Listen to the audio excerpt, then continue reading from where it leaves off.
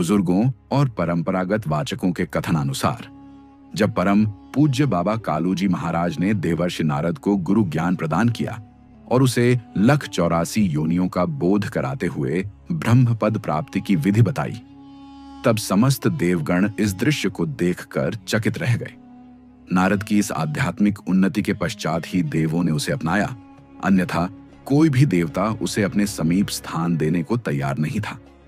नारद द्वारा जब अपने गुरु का नाम कालूजी के रूप में उद्घाटित किया गया, तब देवगण उनकी गहन सूझबूझ और प्रज्ञा से प्रभावित होकर उन्हें धींवर, अत्यंत बुद्धिमान की उपाधि से सम्मानित करते हैं। आगे चलकर यही बाबा कालू कालांतर में कण्व ऋषि के रूप में प्रतिष्ठित हुए और इसी के साथ धींवर नाम का प्रचलन हुआ।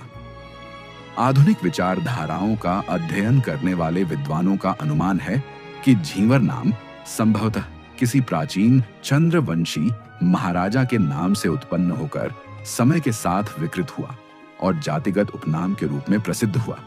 हस्तिनापुर और अजयमीढ़ जैसे प्राचीन राजाओं का उल्लेख ऐतिहासिक वृतांतों में मिलता है।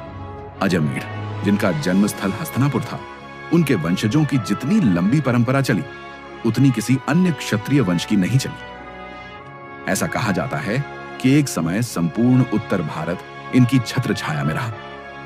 महाभारत काल के बाद भी झींवर समुदाय किसी न किसी राजवंश के नाम से बार बार इतिहास में उभरता रहा, जिनकी शाखाएं, कुल और गोत्र इतने विस्तृत हैं कि उनका निश्चित अनुमान लगा पाना कठिन है। इससे प्रतीत होता है कि हस्तिनापुर के मूल अधिकारी झींवर ही रहे होंगे।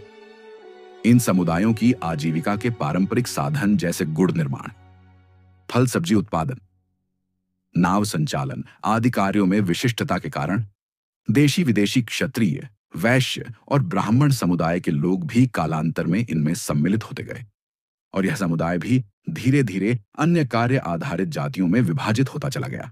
इसी कारण एक एक जाति का गोत्र कई जातियों में देखने को मिलता है। समय के साथ ऊंच नीच और जातिगत अलगाव की भावना से उपजातियों का निर्माण हुआ, जैसे कहार, महार, बाथम, बथवाहा, बुढ़ना, मल्लाह, निषाद आदि।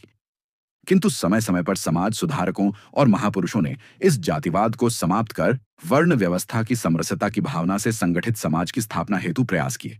ऐसे महापुरुषों में महर्षि कण्व, भगवान महावीर, महात्मा बुद्ध आदि के नाम उल्लेखनीय हैं। जैसे आज झींवर, धींवर आदि समुदायों को संगठित करने के प्रयास चल रहे हैं, उसी प्रकार प्राचीन काल में भी इन्हें कश्यप नाम से एकत्र करने का प्रयास हुआ प्रतीत होता है।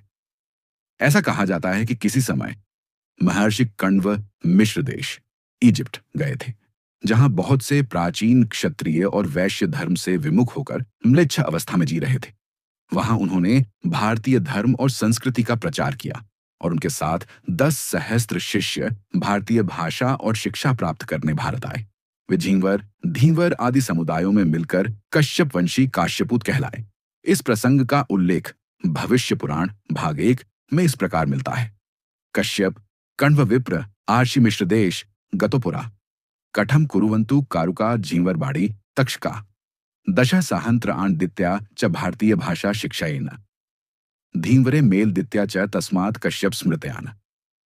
भावार्थ, प्राचीन समय में कश्यप और कण्व आर्षि मिश्र देश गए, जहां उन्होंने धर्मविहीन क्षत्रियों को भारतीय ज्ञान दिया। वहां से 10 सहस्त्र लोग भारत आए। धींवरों में मिलकर वे कश्यप कहलाए।